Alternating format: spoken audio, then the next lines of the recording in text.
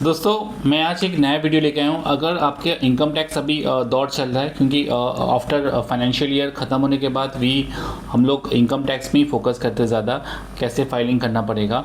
तो हमारे पास actually options रहता है ITR 1, 2, 3 एंड 4। तो ITR 1 क्यों हम लोग करते हैं, ITR 2 की कौन कौन ITR 2 में इन्वॉल्व होगा, कौन कौन ITR 1 में इन्वॉल्व होगा, इसमें बहुत सारा कन्फ्यूजन रहता है। तो इसलिए हम लोग क्या करते हैं, आपको मैं इस वीडियो के सहारे में समझा पाऊंगा कि हम लोग को कौन सा फाइल, कौन सा ITR फॉलो करना है। चलिए वीडियो को शुरू करने से पहले मैं तारिक अजीज सैयद फिंसर में आप सभी का फिर से स्वागत है।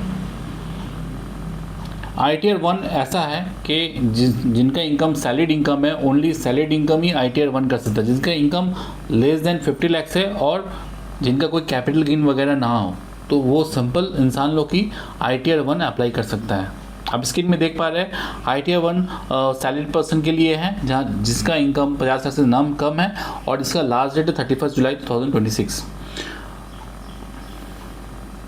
ITR 2 है ओनली फॉर सैलरीड पीपल, मगर जिसका इनकम 50 लाख से ज़्यादा है, प्लस जिनका कैपिटल गेन है।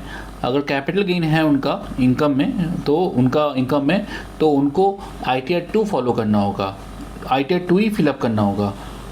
इनका लास्ट डेट है 31 जुलाई 2026। कैपिटल गेन मतलब हो रहा है, अगर आपका शेयर्स है, इक्विटी या म्यूचुअल फंड है, अगर आप ट्रेड करते हैं और किसी वजह से आपका इनकम जनरेट हुआ है, तो इस प्रोफाइल कस्टमर्स को, माने जिस इंसान का ये कैपिटल गेन जनरेट हो रहा है और वो सैलरीड पीपल है, तो उनको ITR 2 ही फॉलो करना होगा और ITR 2 ही फाइल करना होगा। ITR 3 है फॉर द बिजनेस पर्पज, जिनका इनकम ओनली बिजनेस है, माने बिजनेस से इनकम हो रहा है उनका और बिजनेस रिलेटेड इनकम करते हैं, वो सिंपली ITR 3 फॉलो करेंगे, जहां इनकम और बैलेंस शीट वगैरह मेंटेन करना पड़ता है, PL बैलेंस शीट और बनाना पड़ता है। तो ITR 3 only for the business person के लिए। ITR 4 अगर आप करते हैं तो इज अ प्रेजेंशियल इनकम, अगर पार्टनरशिप फर्म है या कंपनी है, प्रोप्राइटरशिप कंपनी है, तो ITR 4, 5, 6 है, तो उसमें फॉलो करना पड़ता है फॉर द पर्पस ऑफ जिनका प्राइवेट लिमिटेड कंपनी या कंपनीज वगैरह है, उन लोगों के लिए ITR 4 फॉलो करना पड़ता है। इनका लास्ट डेट है 31 अगस्त 2026।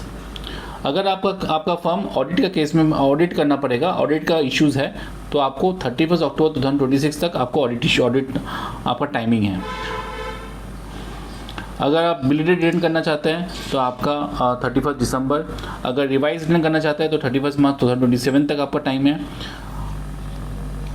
रिटर्न अगर अपडेट करना चाहते हैं 31 मार्च 2031 है। तो दोस्तों इनकम टैक्स बहुत ही इंपॉर्टेंट है, आप लोग को फाइल करना ज़रूरी है, बिकॉज बहुत समय क्या होता है, हम लोग को पता ही नहीं होता, TDS कट जाता है। बहुत बैंक में बहुत सारा इन्वेस्टमेंट रहता है, जहाँ TDS काट के आप लोग को पे आउट मिलता है, पेमेंट मिलता है, इंटरेस्ट पेमेंट मिलता है।